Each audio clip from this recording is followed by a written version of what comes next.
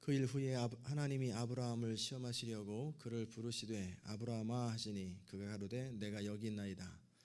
여호와께서 가라사대 네 아들 네 사랑하는 독자 이삭을 데리고 모리아 땅으로 가서 내가 네게 지시하는 한 산 거기서 그를 번제로 드리라. 아브라함이 아침에 일찍이 일어나 나귀에 안장을 지우고 두 사환과 그 아들 이삭을 데리고 번제에 쓸 나무를 쪼개어 가지고 떠나 하나님의 자기에게 지시하시는 곳으로 가더니 제3일에 아브라함이 눈을 들어 그곳을 멀리 바라본지라. 이 아브라함이 사환에게 이르되 너희는 나귀와 함께 여기서 기다리라. 내가 아이와 함께 저기 가서 경배하고 너에게로 돌아오리라 하고 아브라함이 이에 번제나무를 취하여 그 아들 이삭에게 지우고 자기는 불과 칼을 손에 들고 두 사람이 동행하니 이삭이 그 아비 아브라함에게 말하여 가로되 내 아버지여 하니 그가 가로되 내 아들아 내가 여기 있노라. 이삭이 가로되 불과 나무는 있거니와 번제할 어린 양은 어디 있나이까. 아브라함이 가로되 아들아 번제할 어린 양은 하나님이 자기를 위하여 친히 준비하시리라 하고 두 사람이 함께 나아가서 하나님이 그에게 지시하신 곳에 이른지라. 이에 아브라함이 그곳에 단을 쌓고 나무를 벌려놓고 그 아들 이삭을 결박하여 단 나무 위에 놓고 손을 내밀어 칼을 잡고 그 아들을 잡으려 하더니 여호와의 사자가 하늘에서부터 그를 불러 가라사대 아브라함아 아브라함아 하시는지라. 아브라함이 가로되 내가 여기 있나이다 하매 사자가 가라사대 그 아이에게 네 손을 대지 말라. 아무 일도 그에게 하지 말라. 네가 네 아들 네 독자라도 내게 아끼지 아니하였으니 내가 이제야 네가 하나님을 경외하는 줄을 아노라. 아브라함이 눈을 들어 살펴본즉 한 순양이 뒤에 있는데 뿔이 수풀에 걸렸는지라. 아브라함이 가서 그 순양을 가져다가 그 아들을 대신하여 번제로 드렸더라. 아브라함이 그 땅 이름을 여호와 이레라 하였으므로 오늘까지 사람들이 이르기를 여호와의 산에서 준비되리라 하더라. 여호와의 사자가 하늘에서부터 두 번째 아브라함을 불러 가라사대 여호와께서 이르시되 내가 나를 가리켜 맹세하노니 네가 이같이 행하여 네 아들 네 독자를 아끼지 아니하였은즉 내가 네게 큰 복을 주고 네 씨로 크게 성하게 하여 하늘의 별과 같고 바닷가의 모래와 같이 하리니 네 씨가 그 대적의 문을 얻으리라. 또 네 씨로 말미암아 천하 만민이 복을 얻으리니 이는 네가 나의 말을 준행하였음이니라 하셨다 하니라. 아멘.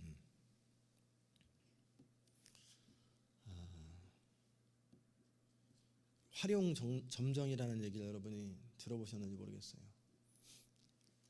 아주 화가가 용을 다 그렸어요.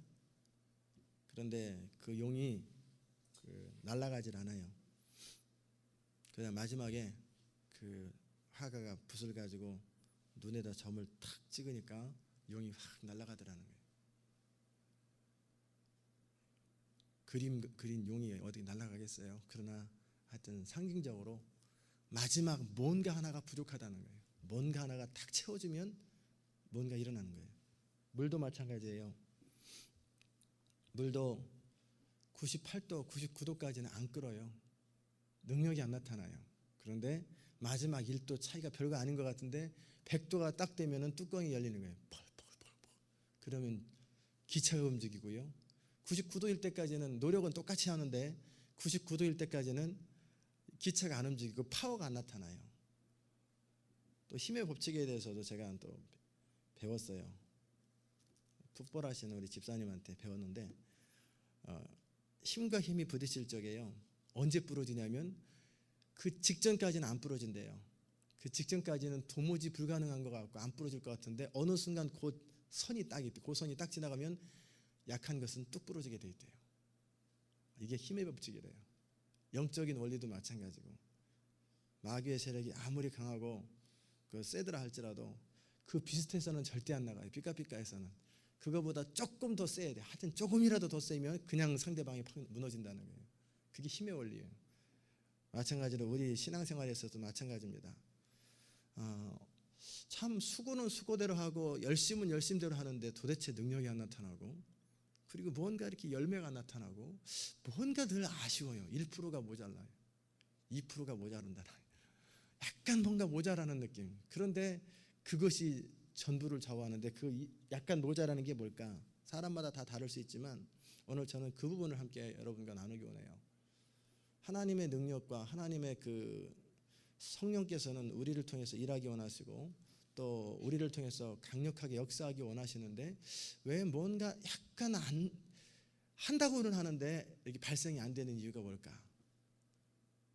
그건 뭐냐면 우리 중심에 완전히 하나님께 드려지지 않는 부분이 있다는 거예요. 완전히 하나님께 드려지지 아니하고 여전히 이것은 어렵습니다. 이것은 내가 포기하기 어렵습니다. 이것은 내가 붙들고 싶습니다 하는 그런 부분이 있어요. 시간이 가면서 또 생길 수도 있지만 근본적인 헌신을 말하는 거예요. 우리가 평생 가다 보면서 계속 내려놓아야 될 게 있고 또 계속 포기해야 될 게 있지만 그러나 근본적인 헌신을 제가 말씀드립니다.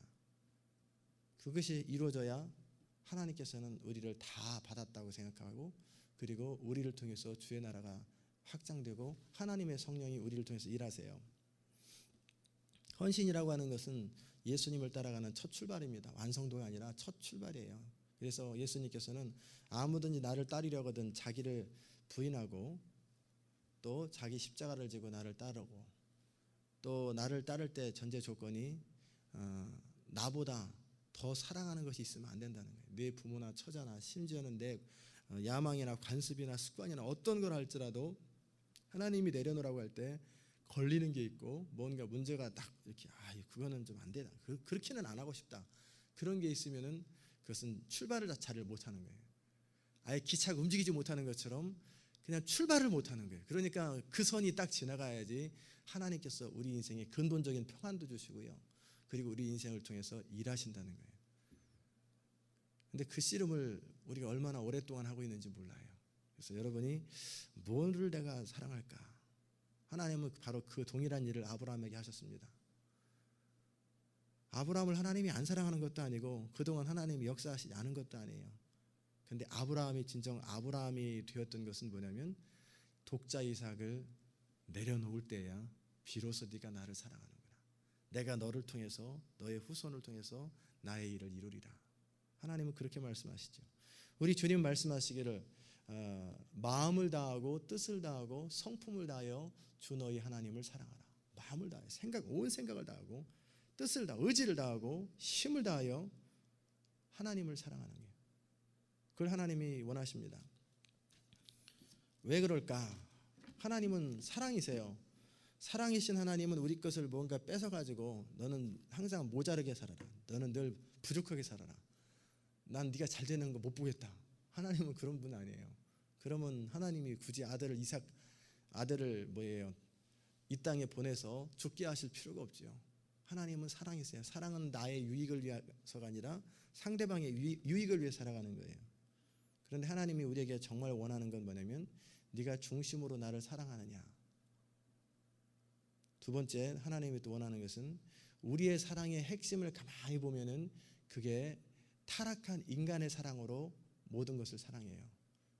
죽고 없어서 정말 소중한 자식을 왜 그렇게 사랑하나 가만히 봤더니 또 아내를 왜 이렇게 사랑하고 남편을 왜 그렇게 사랑하고 내 이 사업체를 왜 이렇게 사랑하고 돈을 왜 사랑하고 봤더니 그 사랑의 그 가장 밑바닥에 보면은 자기 사랑이 있어요.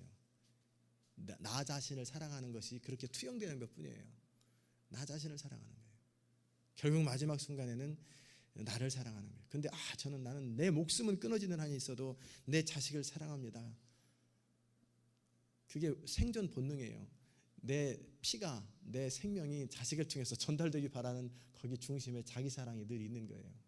사람은 다 자기를 사랑해요. 그러니까 보혈의 은혜와 능력에 대해서 말씀 나눌 적에 그게 결국 어디서 나오나 그 말씀을 함께 나눴습니다. 타락한 인간의 모습은 우리 육체에 생명이 있습니다. 우리 몸뚱이도 있고 몸뚱이가 생명은 아니고요. 몸뚱이는 생명을 담고 있는 하나의 그릇이죠. 몸뚱이가. 그 다음에 우리 안에 생각과 감정과 의지가 있지요. 이것은 인격이지 생명은 아니에요. 이건 인격이에요. 우리의 정체성이죠. 그러나 정말 생명은 뭐냐면 동물한테도 생명이 있고요. 모든 생명이 있어요. 그 육체 안에도 생명이 있습니다. 그 생명은 철저하게 자기중심이고요. 철저하게 이기적이고요. 철저하게 자기를 보호하고 그 강력한 힘이 있어요.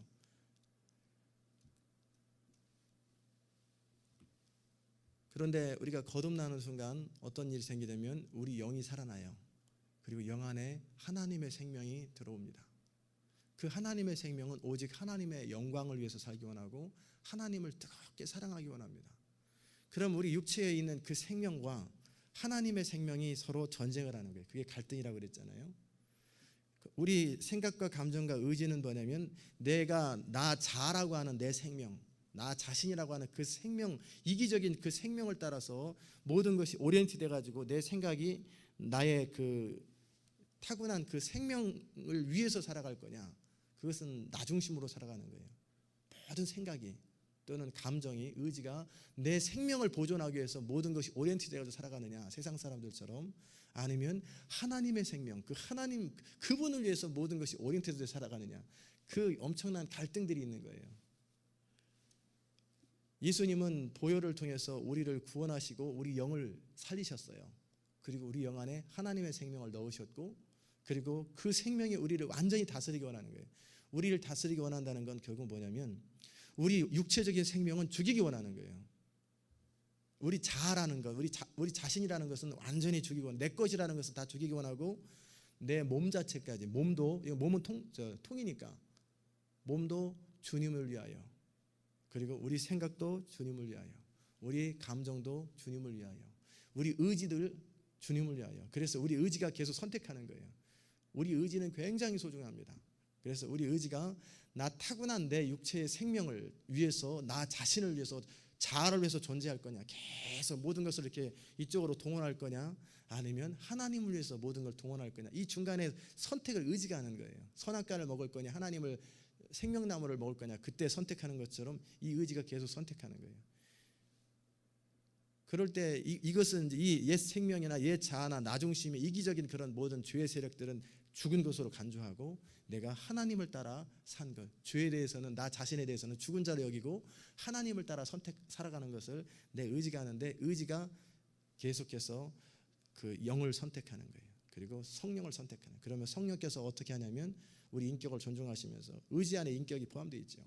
가장 중요한 부분이 의지 부분이니까 우리 생각을 다스리고 우리 감정을 다스려요.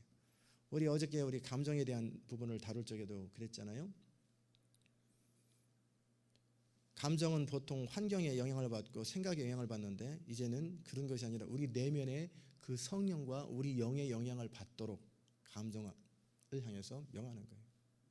그럼 하나님께서 우리 생각을 통해서 감정을 다스리고 그렇게 영향을 미치죠.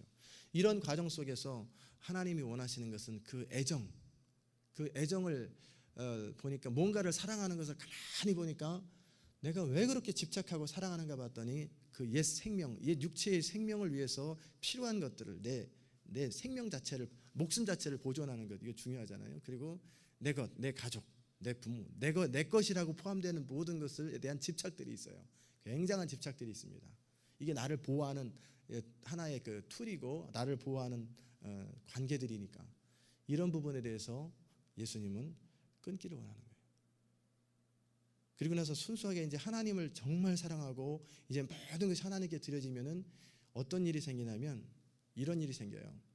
우리가 이전에 사랑했던 그 사랑도 이전에 이기적인 방법으로 나를 위해서 아내를 사랑하고, 나를 위해서 자식을 사랑하고, 나를 위해서 돈을 사랑하고, 이런 것이 이제 다 끊어져 버립니다.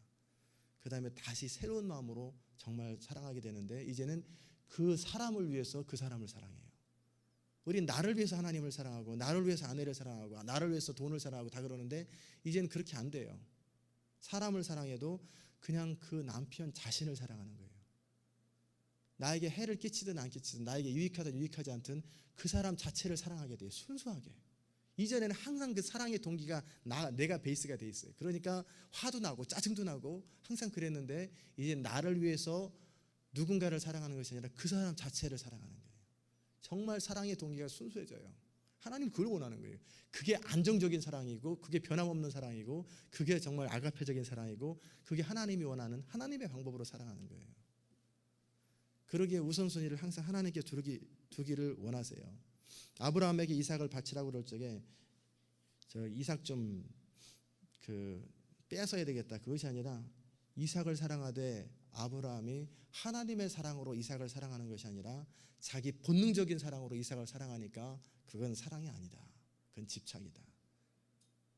단지 이삭을 사랑할 거냐 하나님을 사랑할 거냐 그런 부분도 있어요. 그러나 이삭을 사랑하되 이제는 이게 네 거기 때문에 사랑한다. 그게 아니라 내 것이고 하나님의 아들이고 하나님의 생명이기 때문에 하나님의 사람들이기 때문에 사랑하는 순수한 사랑으로 바뀌는 거예요. 그러다 보면 이제 내 가족이기 때문에 더 사랑하고 남이기 때문에 덜 사랑하고 그런 단계를 넘어서요. 그래서 네 자신과 같이 이웃을 사랑하라고 그러는데 안 되잖아요. 결국 내 피부치가 중요하잖아요. 막 신앙생활 하다가도 뭐 우리 자식한테 뭔가 해를 끼치는 거 보면 벼랑과 시험이 탁 들잖아요. 그게 사랑을 제대로 안 하는 거예요. 다 육체적인 사랑, 인간적인 사랑, 이기적인 사랑으로 내 자식 먼저인 거예요. 내 자식보다는 내 목숨이 먼저. 그래서 자식이 나를 섭섭하게 하면은 서운하잖아요. 내 그 가족을 사랑하는데 그들이 나를 힘들게 하고 어렵게 하면 서운하고 섭섭하고 속상하고 뭐 그런 게 결국 나를 사랑하는 거예요. 이기적인 사랑으로 모든 걸 사랑하는데 그게 아니라 이제 하나님을 사랑하기 때문에 하나님의 사랑으로 내 자식을 사랑하는 거예요. 그럼 내 자식이나 남의 자식이나 똑같아져요. 내 아내나 다른 사람이나 똑같아져요. 물론 가족관계 그런 건 다르지만 정말 사람들을 사랑하되 하나님이 사람들을 사랑하는 것처럼 동일하게 사랑해요. 하나님 그걸 원하는 거예요. 그게 정말 사랑이다. 집착적인 사랑이 아니고 나를 위해서 다른 사람을 사랑하는 게 아니라 그냥 그 사람 자신을 모두가 사랑하는 거예요. 하나님이 그런 순수한 사랑을 원해요. 이런 사람들이 하나님의 일을 할 때 정말 순수하게 잘할 수 있어요. 치우치지 아니하고. 그런데 사람 안에는 자꾸 뭔가 이렇게 붙잡는 게 있고요. 사랑하는 게 있어요. 야곱이라고 하는 사람의 생애도 한평생 그 사랑 때문에 결핍돼 가지고 어머니 사랑, 아버지 사랑 그거 따지다가 그 다음에 라헬이라는 사람 사랑하다가 라헬을 위해서 목숨을 다 바치다가 그리고 나서 그 다음 단계 요셉을 사랑하다가 그리고 베냐민을 사랑하다가 끊임없이 뭔가 하나에 집착돼 있어가지고 그러면 상대적으로 뭐예요? 이삭은 뭐예요? 아버지는 뭐고 형제 에서는 뭐고 다른 레아는 뭐고 항상 차별화되어 버리니까 소외되는 사람들이 있는 거예요. 그 다음에 야곱이 어른이 돼가지고 자식을 낳았는데도 요셉 말고 다른 형제들은 뭐예요? 그러죠? 평생에 이렇게 집착되고 치우친 사랑을 항상 했던 거예요. 그러니까 그 인생엔 만족이 없어요.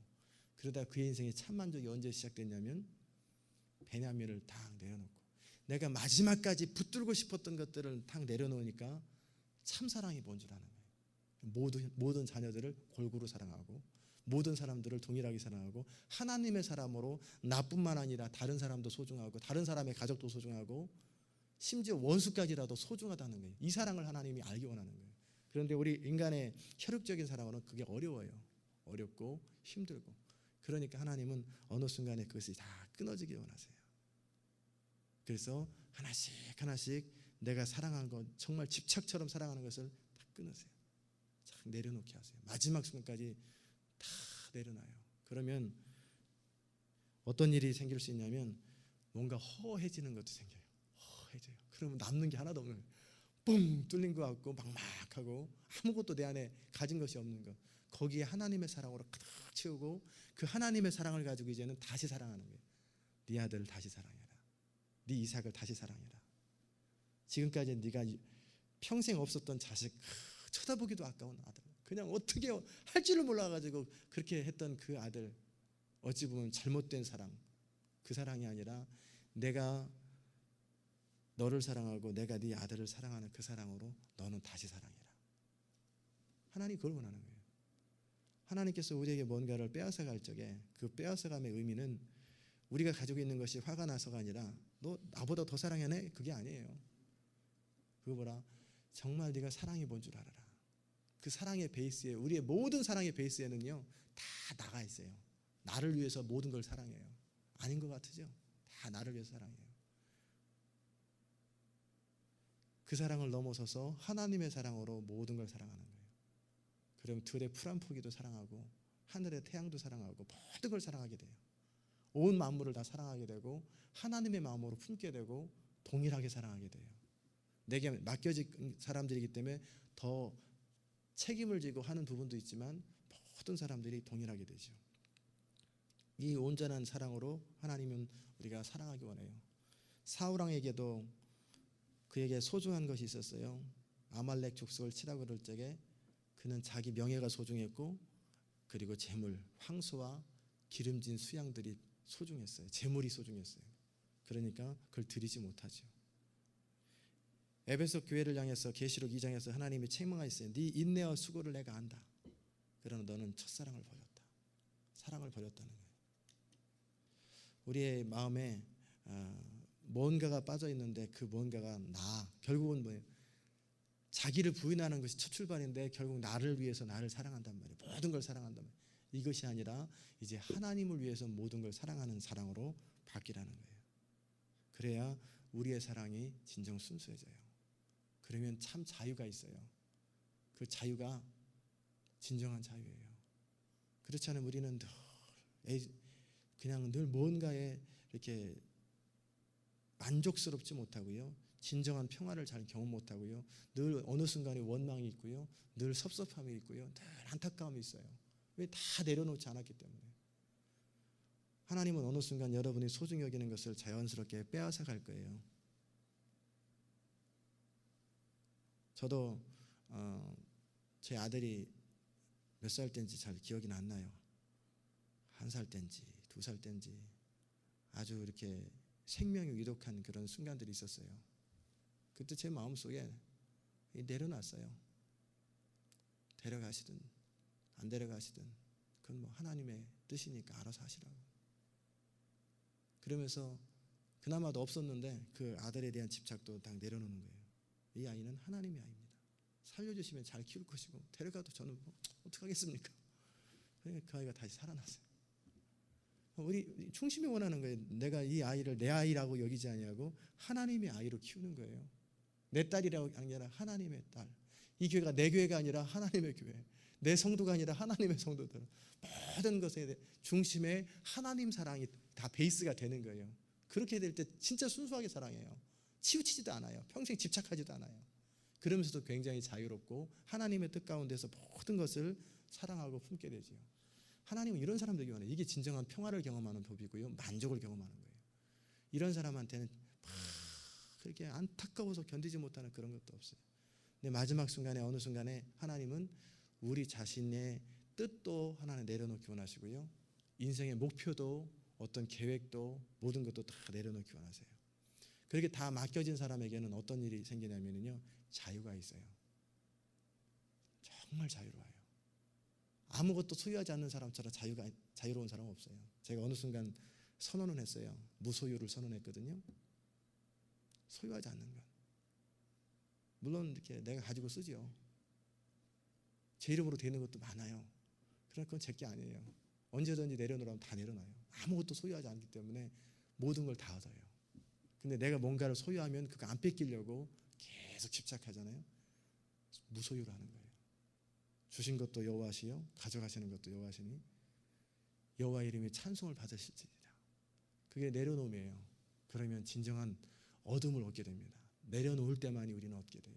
그게 참 자유예요. 그 다음에 평화를 얻게 돼요. 그 무엇도 내 마음의 평화를 빼앗지 못해요. 잠깐 그러다 순간순간 집착할 때가 있죠. 그러나 그 다시 한번 점검해 보면 이게 내가 또 금방 또 이기적으로 바뀌었구나. 또 금방 내려놔요. 근데 한 번 내려놓은 건 마지막까지 내려놓은 걸 경험한 사람들 내려놓는 게 쉬워요. 근데 그 근본적인 헌신이 안 된 사람들은 늘 뭔가 치우쳐요. 내가 나도 모르게 잠깐 물들었구나. 내가 이걸 사랑했구나. 그냥 다시 내려놓는 거예요. 평화를 경험해요. 참 어떤 환경에서도 마음의 평화가 깨지질 않아요. 고요하면서도 평화롭고 그러면서도 자유롭고 그러면서도 하나님의 생명이 나를 통해서 흘러가요. 계속 흘러가요. 그렇게 될 때 능력이 나타나요. 사람들의 칭찬이나 명예 이런 것도 별로 관심 없어요. 내 것도 아니고 받는다고 좋을 것도 아니고 그냥 하나님의 것이니 하나님께 돌려질지. 그 무엇도 내 마음을 빼앗지 못하는 거예요. 아무것도 내 마음을 빼앗지 못하는 그런 상태가 되는 건 도 닦은 사람이 아니고 참 자유자예요. 하나님의 사람으로 살아가는 것. 여러분이 그렇게 하나님 외에는 아무것도 소중하지 않은 거예요. 하나님의 건 여러분이 가만히 오늘도 기도하면서 생각해 보세요. 내가 하나님만이 나에게 가장 소중합니다. 그 외에는 존재하는 것입니다. 그리고 하나님의 사랑으로 모든 것은 다시 사랑하는 거예요. 그렇게 할 때 참 행복이 뭔 줄 알고요. 가슴 속에서부터 늘 흐뭇해요. 만족스럽고. 그리고 하나님의 베푸신 은혜에 대한 감격이 늘 있고. 그래서 비천에 처하든지 풍부에 처하든지 가난하든지 부하든지 그런 것이 조금도 영향을 안 줘요. 만족하는 거예요.